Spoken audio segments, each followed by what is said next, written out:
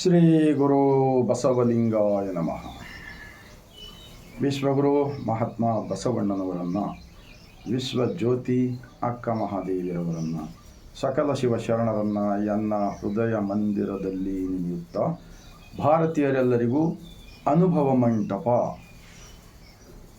ಶರಣರ ನಾಡು, ಬಸವ ಕಲ್ಯಾಣದ ಭೂಮಿಲಿಂದ ಇಡೀ ಭಾರತಷ್ಟೇ ಅಲ್ಲ, ಜಗತ್ತಿನ ಮಾನವರೆಲ್ಲರಿಗೂ ಈ ಮುಂಜಾನೆಯ ಬಾಗಿದ ತಲೆ ಮುಗಿದ ಕೈಲಿಂದ ಶರಣು. ಒಂದು ಮಹಾತ್ಮ ಬಸವಣ್ಣನವರ ವಚನ. ನಿಜವಾಗಿರ್ತಕ್ಕಂಥ ದೇವನ ದರ್ಶನ ಮಾಡಿಕೊಳ್ಳುವುದು ಇದೇ ಶರೀರದಲ್ಲಿ ಎಂದು ತೋರಿಸಿಕೊಡುತ್ತದೆ ಬಸವಣ್ಣನವರ ಒಂದು ವಚನ. ಮನೆ ಒಳಗೆ ಮನೆ ಒಡೆಯ ಇದ್ದಾನೋ ಇಲ್ಲವೋ, ಹೊಸ್ತಿಲಲ್ಲಿ ಹುಲ್ಲು ಹುಟ್ಟಿ, ಮನೆ ಒಳಗೆ ರಜ ತುಂಬಿ, ಮನೆ ಒಳಗೆ ಮನೆ ಒಡೆಯ ಇದ್ದಾನೋ ಇಲ್ಲವೋ, ಈ ತನುವಿನೊಳಗೆ ಹುಸಿ ತುಂಬಿ, ಈ ಮನದೊಳಗೆ ವಿಷಯಗಳು ತುಂಬಿ, ಈ ಮನೆ ಒಳಗೆ ಮನೆ ಒಡೆಯ ಇಲ್ಲ ಇಲ್ಲ ಕೂಡಲ संगम देव. महात्मा बसवण्णा जी का ये एक ही एक वचन पूरे भारत के अंदर रहने वाले, उतना ही नहीं दुनिया के अंदर जो इंसान से जो नफरत फैलाना, झूठ बोलना, उनसे कुछ भी लूटना, उनको मारना, तोड़ना, ये सब जो भी चल रहा है, इसको पूरा मिटाकर सब लोगों को जोड़ने का काम करता है. तो इसका वचन का भावार्थ क्या होता है? एक मिसाल घर का दिया है बसवण्णा जी. जैसे कि एक लाखों रुपए खर्च करके एक अच्छा मकान बनाया समझो, तो उस घर के मालिक अगर बनाने के बाद में 1 महीना 2 महीना घर छोड़कर चले गए समझो, तो वापस उन्होंने आने के बाद में जब ओनर घर के मालिक अगर घर में नहीं रहने की वजह से अंदर चूहे बिल्ली वो घग्गण घिपुण सब उनका राज चलता है, और हर तरफ जाली बैठ जाता है, कचरा जम जाता है, और घर के सामने झाड़ू नहीं मारने वाला रहने की वजह से घर के सामने कचरा और घास उड़ता है. अगर ये हालत हो जाता है, कब घर के अंदर अगर मालिक फैमिली उनके कुटुंब परिवार नहीं रहा तो उन्हें वापस आया समझो घर को. जब उन्हें वैसी के वैसी घर में जा सकते क्या, रह सकते क्या? बताओ कोई तो क्या करना पड़ेगा?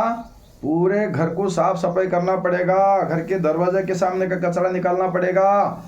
जब उसके बाद में किसी महात्मा का एक फोटो लगाकर उनका विचार के आधार से ध्यान प्रार्थना करके अगर उस घर में जिंदगी करे तो मन को शांति मिलता है और मन स्वच्छ हो जाता है.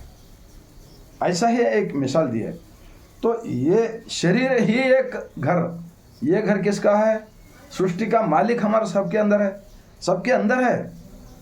चाहे अनपढ़ हो, चाहे ज्ञानी हो, पढ़े लिखा हो, सबके अंदर है. जैसे कि आम का झाड़ का बीज है समझो, कौन सा भी आम का झाड़ दुनिया के अंदर, वो बीज कहाँ पर भी खेत में लगा सकते हैं. तो कोई एक सेपरेट कोई स्वामी आकर लगाए तो झूठा बोलकर नहीं, कोई भी लगाओ, लगा के एक अच्छा ज़मीन में उसको पानी छोड़ो, उसके बाद में झाड़ हो जाता है. तो अनुभव मंटप के जो भी विचार है, खुद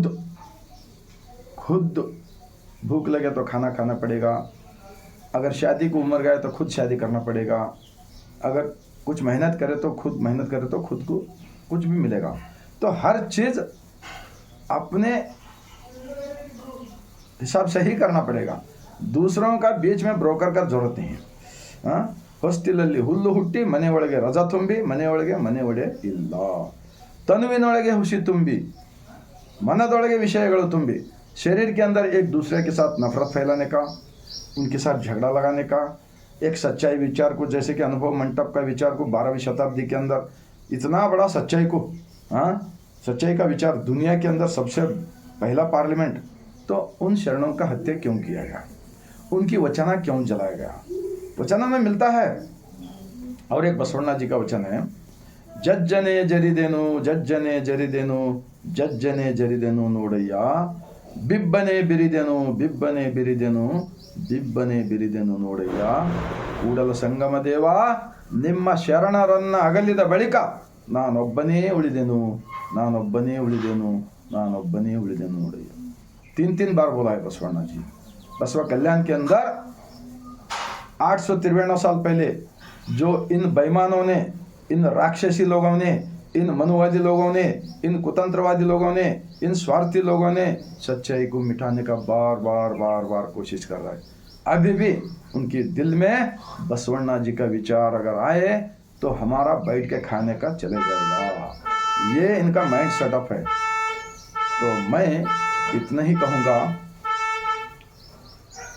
मैं विनती करता हूँ आप सब लोग वचन का किताब पढ़िए। छोटा छोटा वचन है।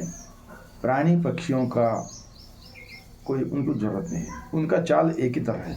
इंसान का माइंड इतना खराब है, बहुत स्वार्थी इंसान होता है। मेरा पकड़ कर तो हम खुद बदलना पड़ेगा। और भगवान मेरा अंध है, मेरा हेल्थ अच्छा रखने का मेरा हाथ में है।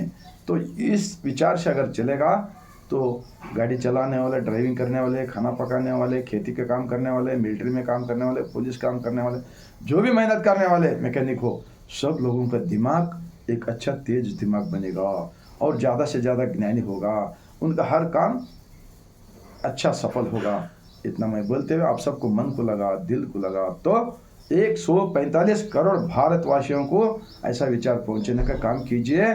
और हर गांव में, हर सिटी के अंदर बसव मंडप, अनुभव मंडप होगा।